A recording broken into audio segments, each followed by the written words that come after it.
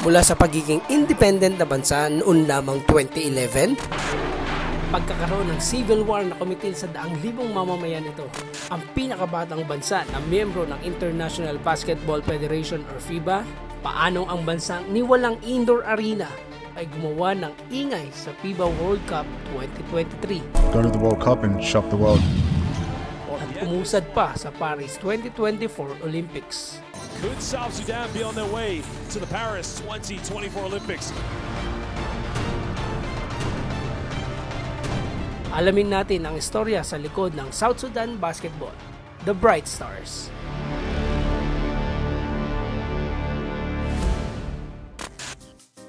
Nakakamangha ang naging mabilis na development ng South Sudan pagdating sa international basketball.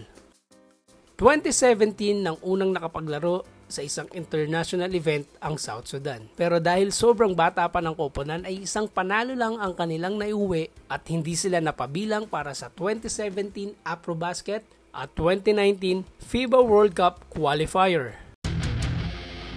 2020 naman ng pamunuan ni dating NBA player na si Lou Oldeng ang South Sudan Basketball Federation. Dahil sa hangarin ni Lou Oldeng na makatulong sa kanyang bansa, puspusan ang pagtutok niya sa programa ng basketball sa South Sudan. Basketball din ang naging paraan niya para mailayo ang kabataan sa depresyon at mabuo ang bansa sa pagkawatak-watak dulot ng civil war sa kanila. 2021 nang lumahok ang South Sudan sa FIBA Afrobasket. Ito ang kauna-unahang pagsabak ng South Sudan sa FIBA Afrobasket kung saan umabot sila ng quarterfinals at tumapos sila ng pampito sa classification. Hindi tumigil si Lou Oldeng sa pagpapalakas ng South Sudan basketball. Nagpatuloy ang pag-usad ng basketball program sa South Sudan. It is Makai. Dahil noong 2022 qualifier para sa FIBA World Cup 2023, kabi-kabilang history ang nagawa ng kanilang team. Tinalo lang naman nila ang FIBA Africa reigning champion at 21st world rank na Tunisia sa score na 72-64 sa first round at 75-61 sa second round. At nagpatuloy ang pamamayagpag ng South Sudan.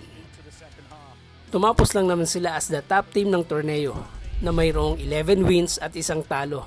Dahil dito ay nag-qualify sila para sa FIBA World Cup 2023 sa Pilipinas.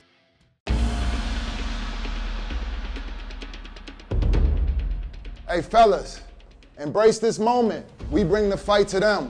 We come out the first 5 minutes and we throw the first punch. We come out the first 5 minutes and we throw the first punch. Let's go!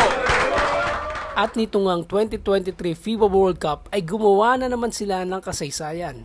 Nang tambakan nila ang 27th ranking na China at ang 40th ranking at host na Pilipinas. At gapiin ang kapwa African team at 41st ranking na Angola.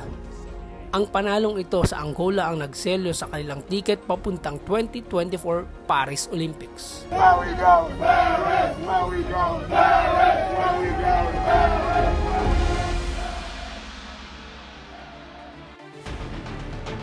Sa loob ng 10 taon na pagkakatatag ng kanilang Basketball Federation, ay uusad na sila tungo sa pinakamalaking basketball event sa susunod na taon, ang Olympics.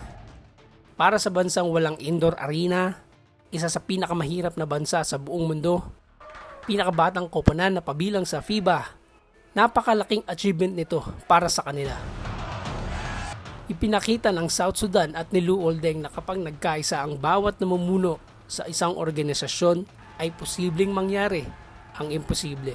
Here we go, Paris! Here we go, Paris! Ako si Benson De La Paz at ito ang Bolahan TV.